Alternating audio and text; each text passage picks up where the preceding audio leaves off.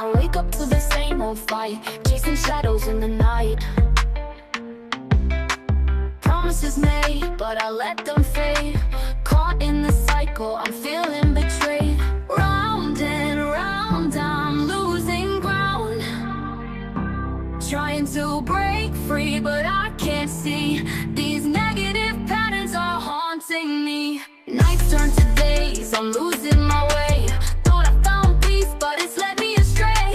Chasing the high, but it only brings pain. The more I run, the less I gain. Hey everybody, hey, and welcome to another session of Tarika Said Again. And today we are continuing on with our relationship saga. Yes, addictive patterns.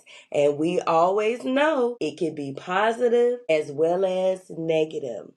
So our question today is it best to leave the first time a person deceives you, disrespects you, wrongs you, or cheats on you? Is it best to leave the first time or allow them to do it again for the second time, or the third, or the fourth, or for those that have lost count? That's the question for today's session.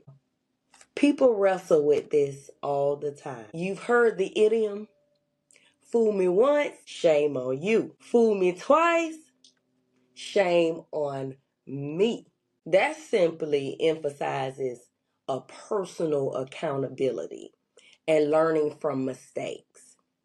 It suggests that while the first betrayal or the first wrongdoing is the fault of the deceiver, but if you allow it to happen again, it's on you. The responsibility, it shifts on you. There isn't a single healthy answer that fits every relationship. That's one thing I want you all to remember. But there are clear principles that can help you decide what protects your psyche, what protects your well-being, what protects your dignity, or we can just say protects you and your family. When someone shows you who they are, and I know you've heard this saying before, I like to quote this after Maya Angelou. When someone shows you who they are, believe them. And I actually talk about that in my book, Addictive Patterns, Chapter 1, Phony Behaviors, where in there I talk about those representatives. People are complex. Someone can behave badly once and genuinely change. I don't want you all to think, and there's another saying, once a cheater, always a cheater. But there are some instances where people have changed.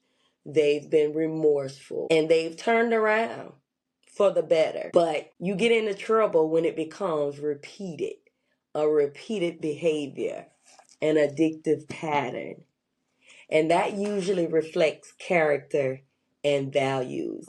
It could also be learned behavior, things that you've seen, things that you've learned. So that takes us back to those patterns, whether they're behavioral or addictive. Question is, did they take full accountability and show sustained change? Not just change for the moment because they were sorry that they got caught, but showed sustained, like consistency, change. Never to return again, change. Not all relationships harm is equal. Some violations, they damage trust. And you've heard people where they simply said, I can't trust her or I can't trust him. And that's difficult to have to endure or deal with. You can't get away from it so deeply. Therapists, that's when they have to come into play to get some professional help, to try to help with the therapy. of the couples or the families, whatever that looks like. Those would be considered high severity type situations. Like we say, the cheating, the emotional or the verbal abuse. Sometimes people try to dismiss the verbal or the emotional, he never put his hand on me. But that could be just as damaging. The name calling, the humiliation, the demeaning, putting a person down, bullying them, weighing on their confidence, their self-worth, making you feel unsafe. We get with individual as a woman to feel safe, to feel protected, to be able to speak and share those unexpressed thoughts, and then for that to turn around and be used against us, that could be devastating. That could be disappointing. Chronic disrespect, just constantly, every time you turn around, just always disrespecting the relationship. Repeated boundaries, violations. And when we talk about chronic, these aren't like minor slip-ups, Like, example, say you're out and about with your significant other and he forgets to introduce you to someone. That could just be a minor slip up. But no, we're talking about major things that attacks your safety and your dignity. And in these cases, leaving after the first clear incident, often psychologically the healthiest.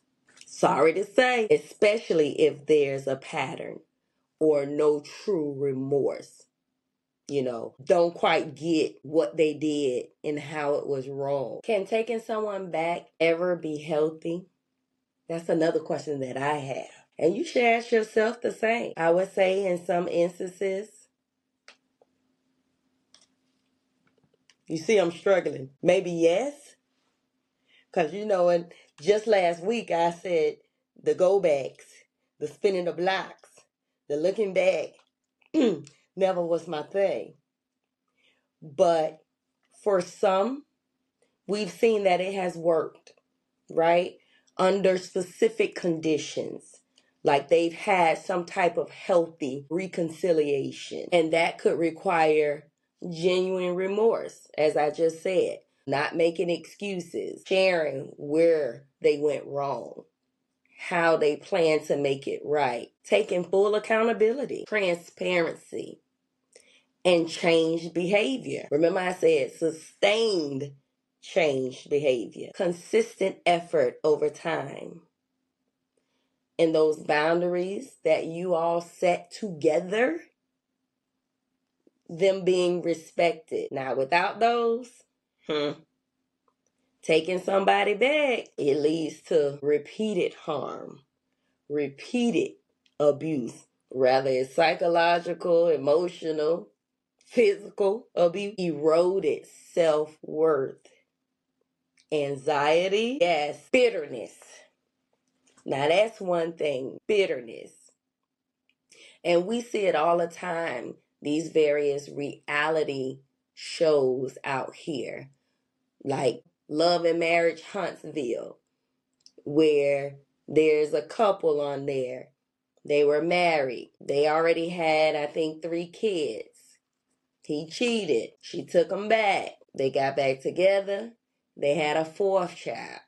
And it seemed like after the 4th child, we found out he cheated again. But it seemed like things just went to worse. They just started hating each other. You could tell the bitterness on both parts. And I know the thoughts entered their mind, like, we could have been done with this the first time or the other first time when you cheated. Now I got an additional child that I got to raise. I'm one child heavier. And I still have to put up with your foolishness. Now your instinct, them second chances without change, often create resentment and emotional damage. So it's almost like the first time versus the second time. And for some, it's more times. And that's where I feel that you have to reevaluate your situation.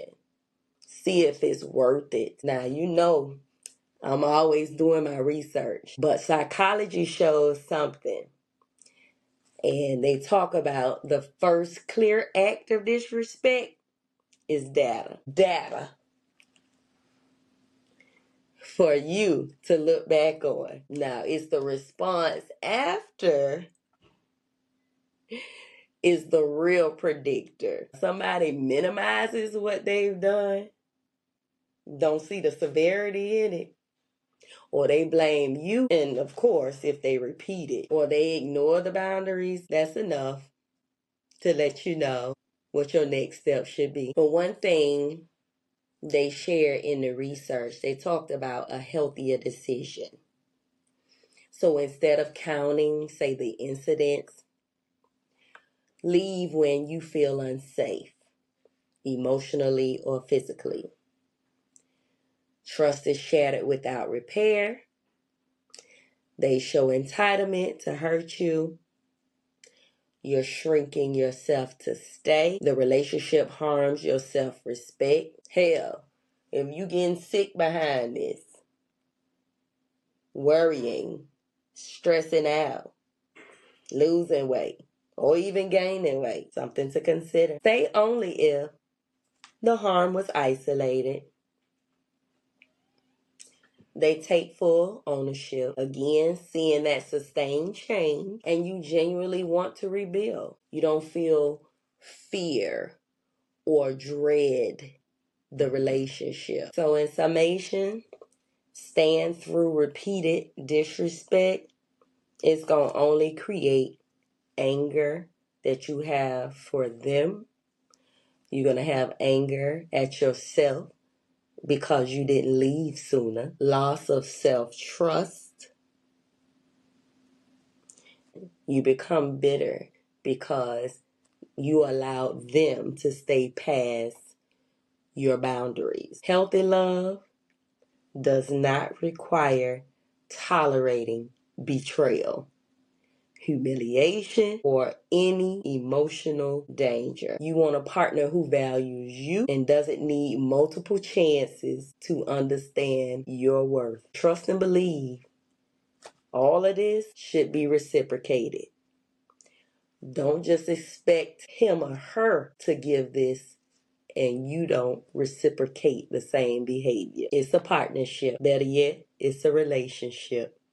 Everybody has to do their part. It takes time. It takes effort. Again, I don't believe that it's hard if you all are truly designed for one another. I would like to thank you all for listening to another session. Please do not forget to like, share, and subscribe to Tarika Say It Again on YouTube, Spotify, and iHeartRadio. Have a good one.